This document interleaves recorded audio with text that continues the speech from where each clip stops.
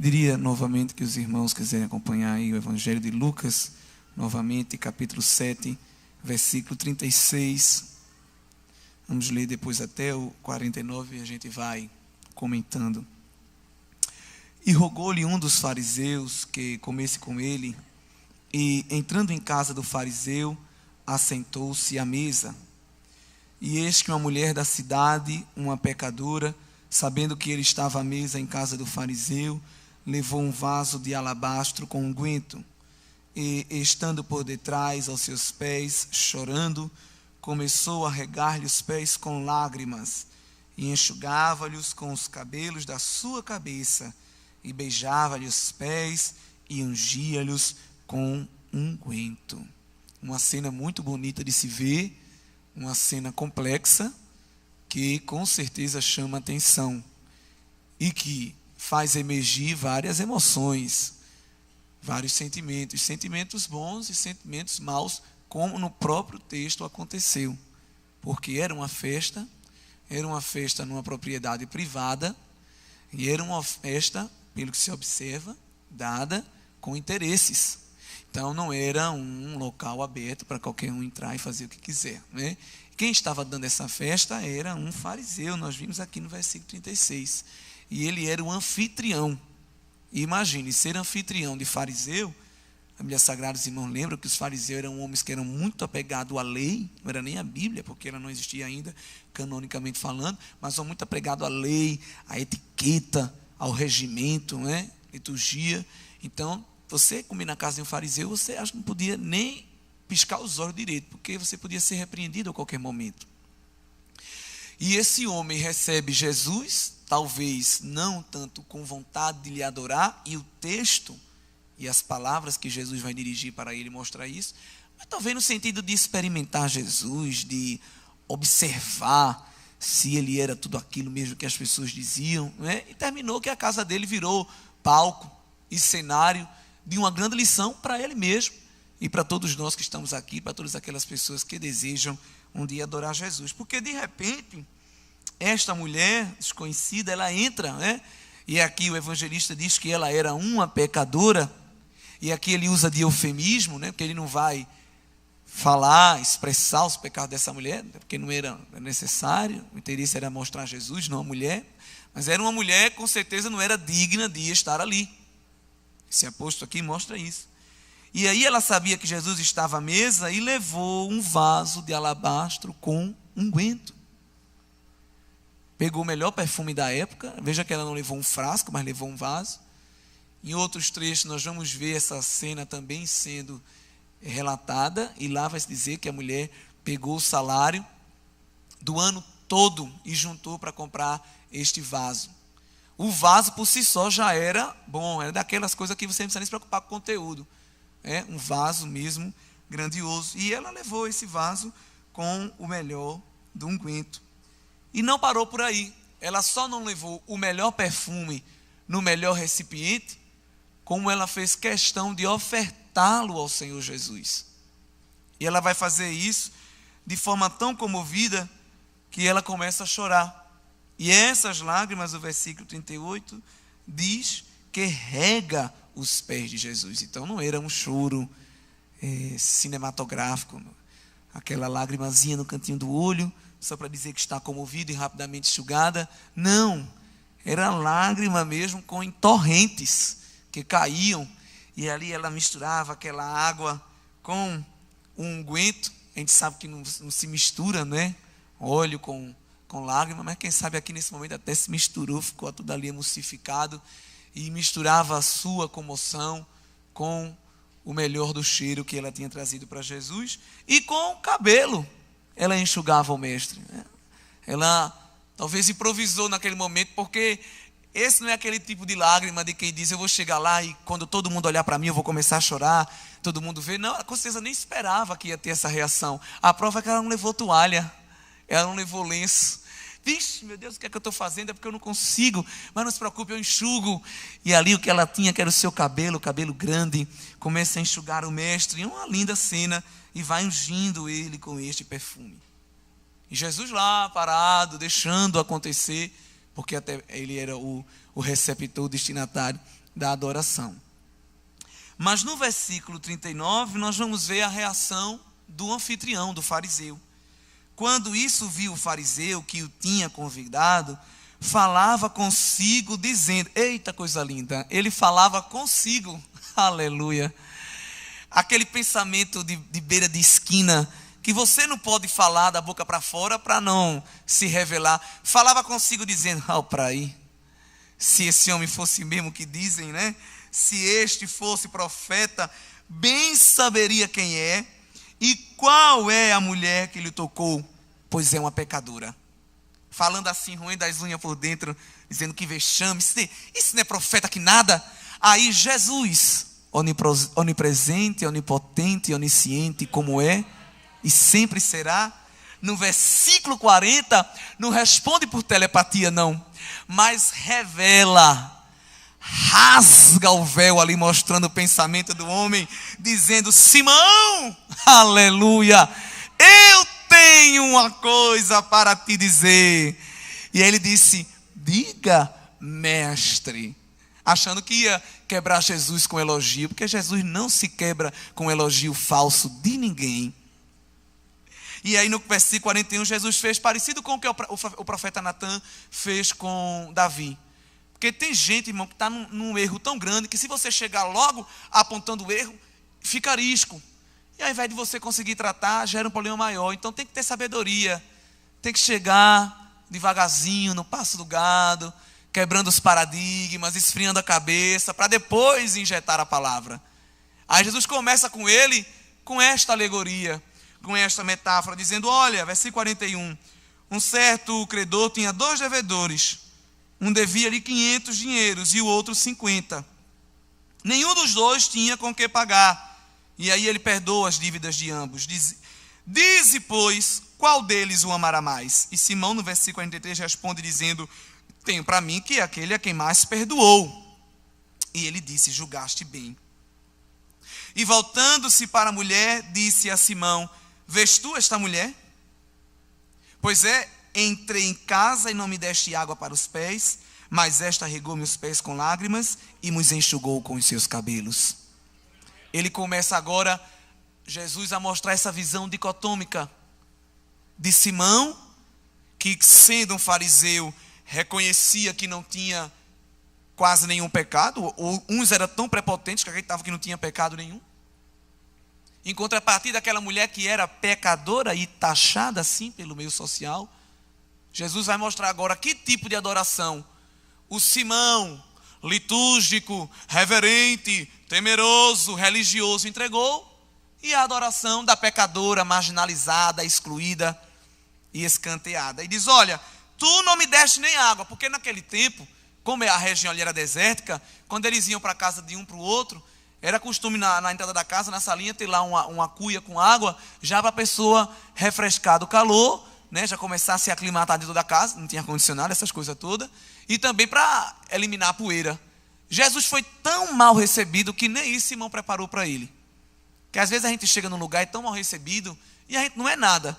Imagine Jesus, irmão, Rei dos Reis e Senhor dos Senhores.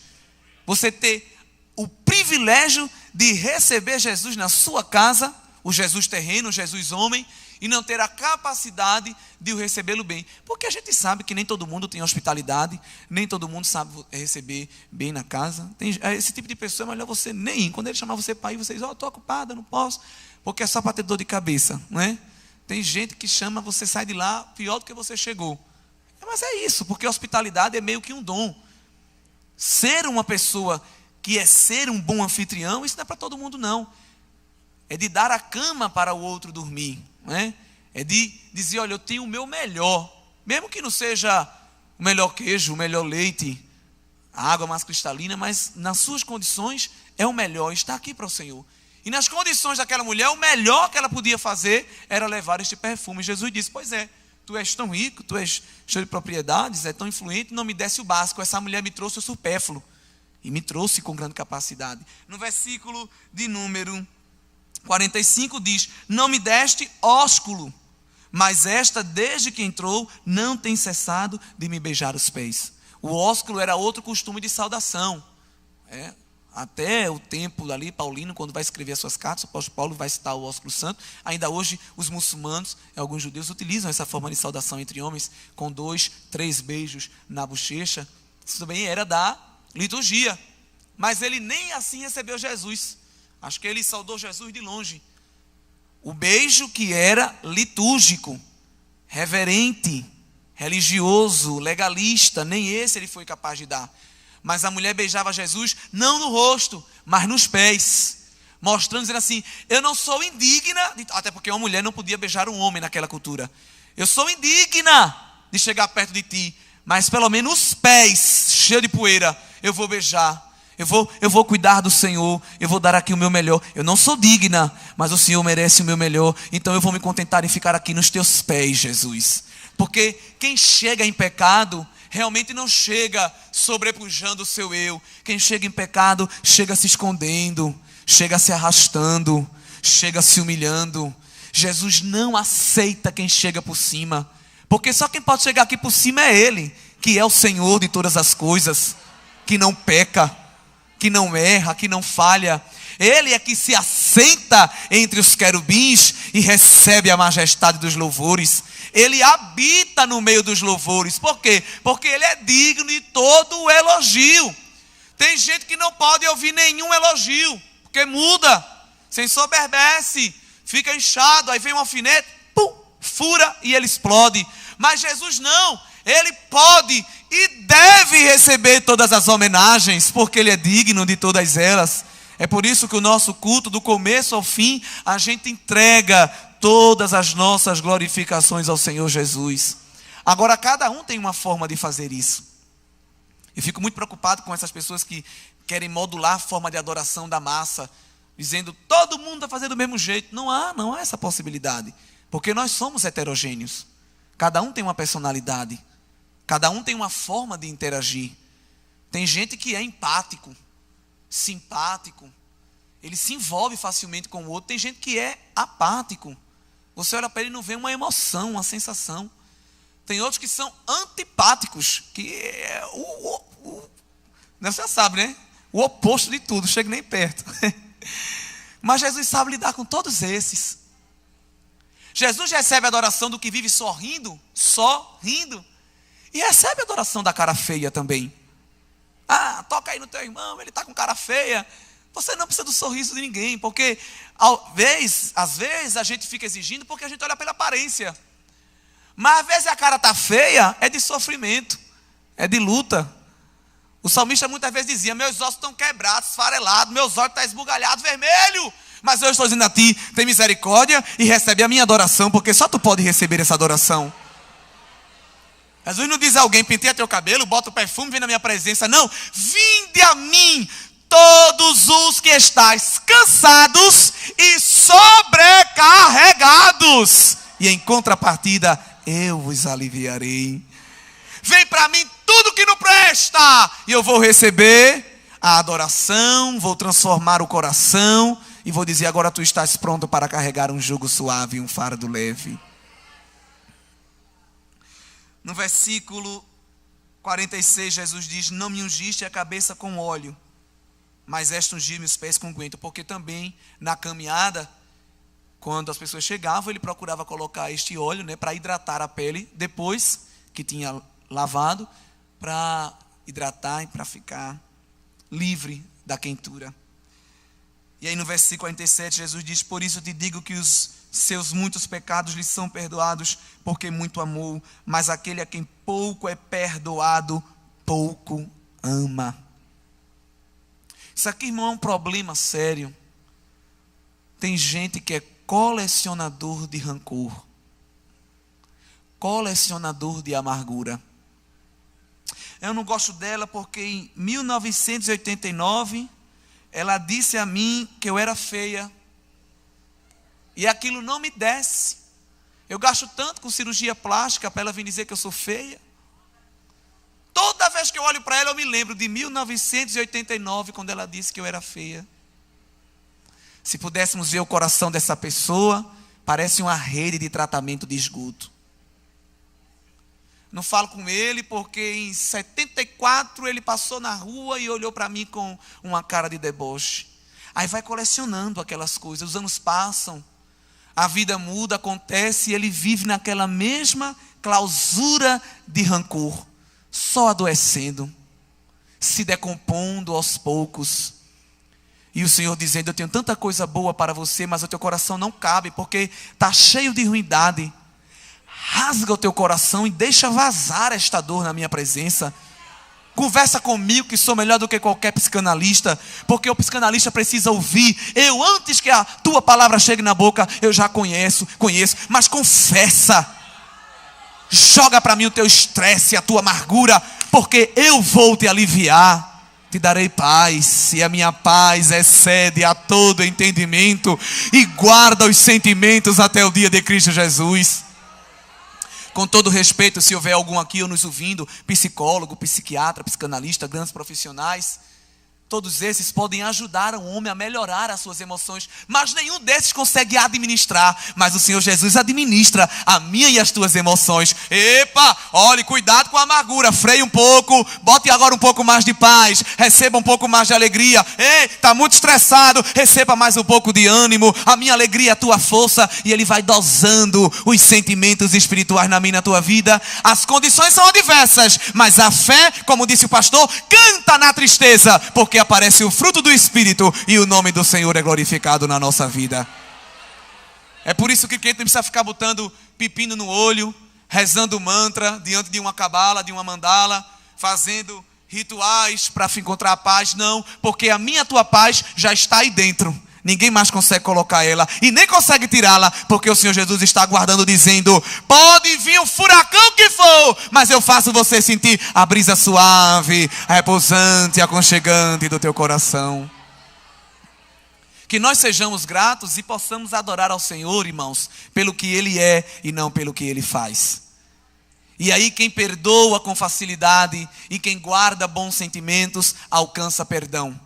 Porque quem perdoa o outro também encontra perdão para si, porque reconhece a sua indignidade e diz: Senhor, olha, eu não tenho condições, mas tem misericórdia de mim. Como um exemplo de oração que Jesus revelou, dizendo: perdoai os nossos pecados ou as nossas dívidas, assim como nós temos perdoado aqueles que são os nossos devedores. E aí quem vai encontrando este perdão, desfruta a certeza da salvação de Deus na vida. Que nós possamos estar de contínuo no altar de Deus, recebendo a sua mesa. E no versículo 49 diz: e os que estavam à mesa começaram a dizer: quem é este que até perdoa pecado? E disse a mulher: a tua fé te salvou, e agora vai em paz. Nós precisamos nos colocar no altar de Deus. Esse altar de Deus que hoje, no tempo da nova aliança, ele tem uma conformação diferente da do Antigo Testamento.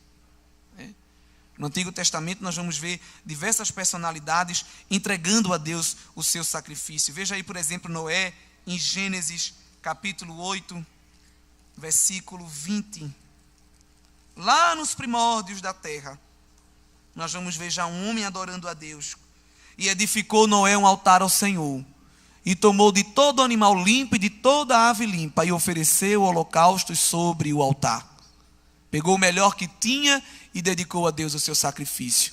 Ainda não havia nenhuma regimentação acerca de como se deveria cultuar. Isso aí vai ser inaugurado com a lei mosaica. Mas Noé já entregava a Deus o seu melhor.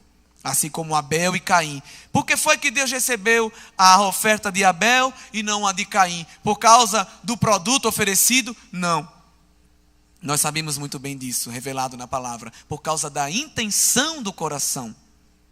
Não tem nada pior do que você dar uma coisa a uma pessoa e depois dizer assim: rapaz, eu te dei aquele negócio, mas eu não queria dar não, tu pode me devolver?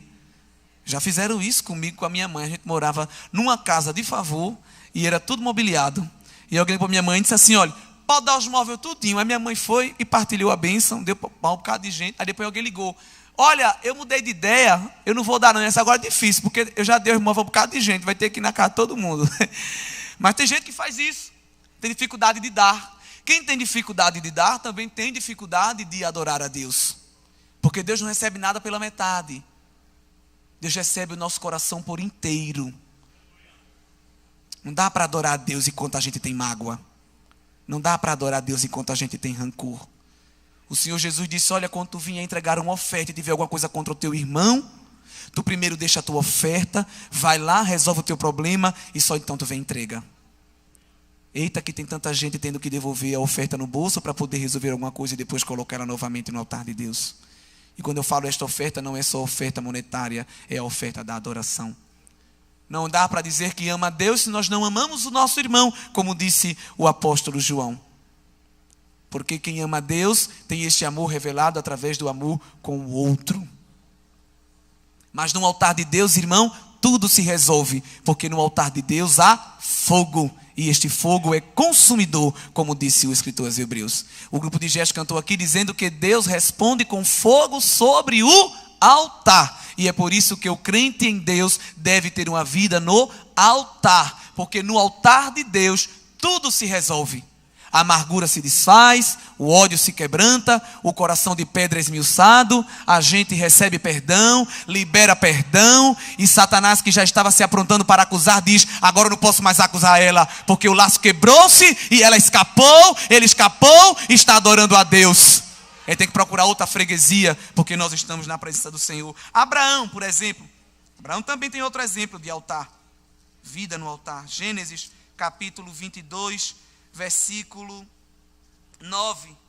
E vieram ao lugar que Deus lhe dissera, e edificou Abraão ali um altar, e pôs em ordem a lenha, e amarrou a Isaque seu filho, e deitou sobre o altar em cima da lenha.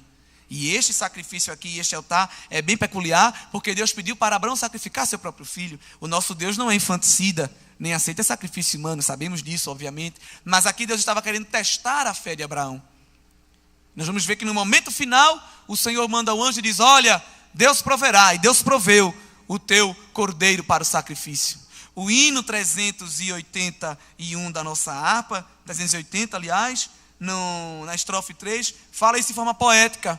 Ao pé do monte do supremo sacrifício, profunda dúvida entrou em Abraão. Irei perder da minha vida o benefício? E triste começou a subir com lentidão. Pois ia dar do coração a esperança, no seu outono, sacrifício de uma flor. Só tinha aquilo e ia entregar a Deus. Por quê? Porque Deus queria ver realmente a inteireza de coração. De quem reconhece que não é nada e de que deve dedicar tudo a Deus, irmão.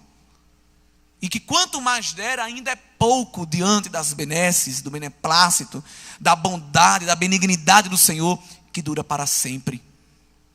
Não é de quem dá esperando algo em troca, mas é de quem dá sempre com sentimento de dívida, dizendo, Senhor, eu quero te dar mais.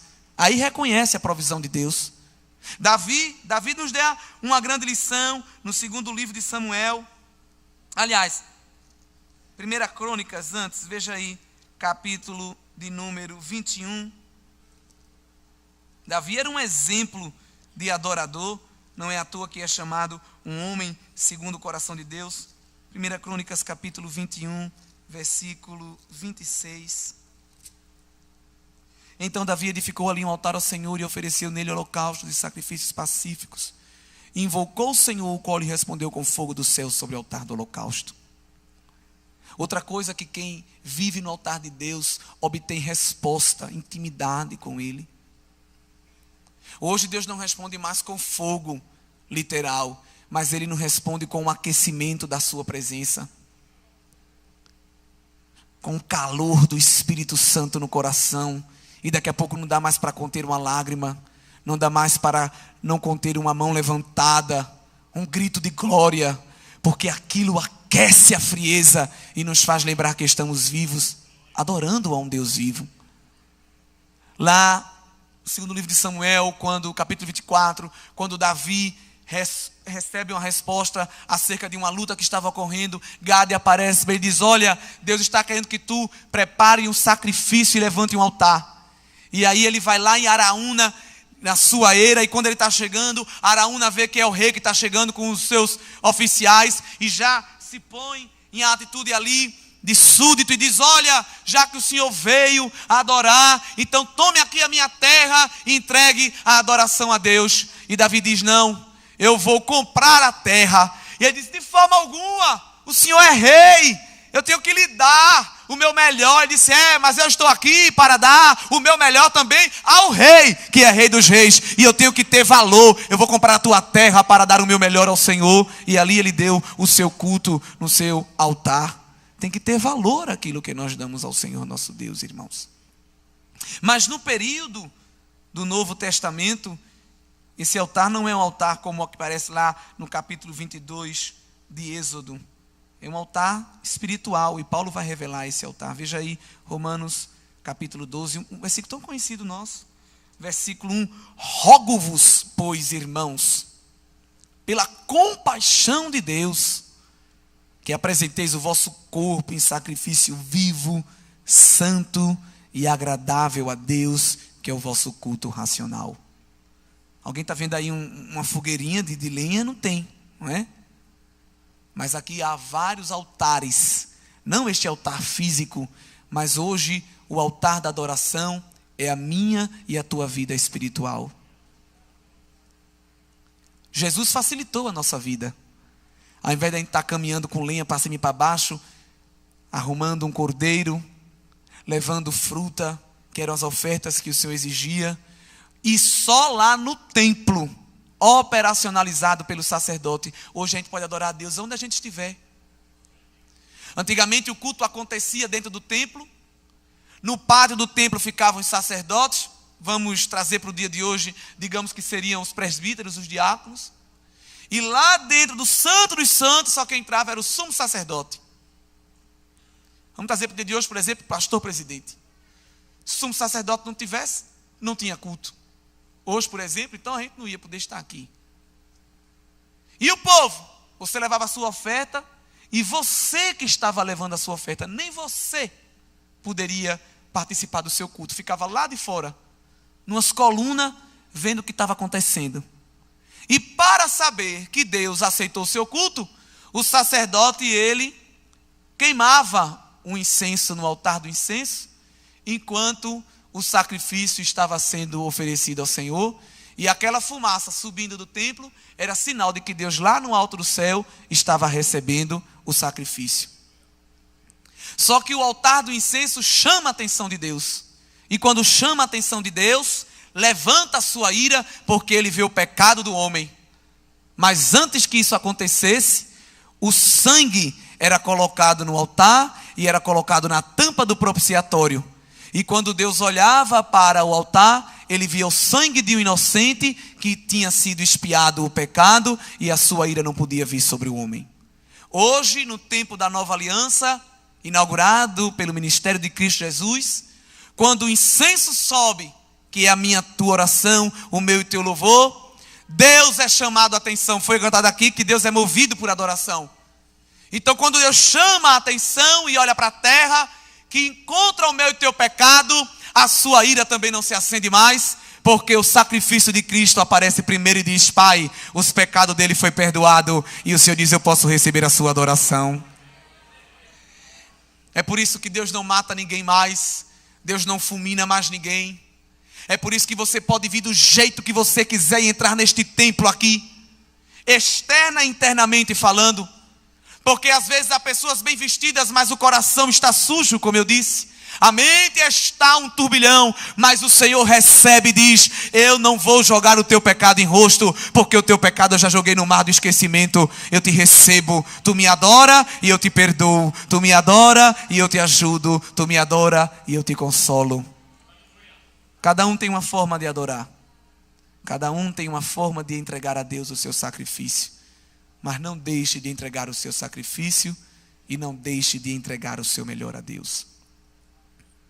Eu estava me lembrando quando eu fazia faculdade, escola pública, não tinha muita base de estudo, aí fui fazer faculdade, parecia que enlouquecer tanto que eu estudava para poder acompanhar, e aí eu disse: todo semestre, quando eu tiver aprovação, eu vou fazer um sacrifício de louvor, né? Eu gosto muito de fazer isso. Cantava 30 hinos e lia 10 salmos. Cada 3 hinos eu lia um salmo.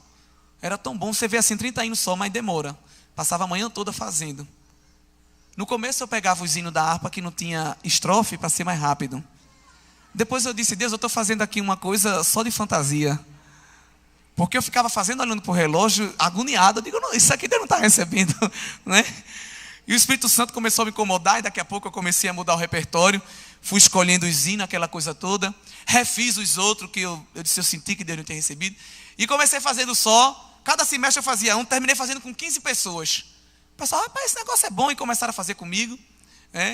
E o último foi totalmente diferente do primeiro, porque a gente chorava, falava em língua, agradecia a Deus. Tinha gente que cantava ajoelhado, tinha gente que cantava com o rosto deitado no chão. Cada um de seu jeito.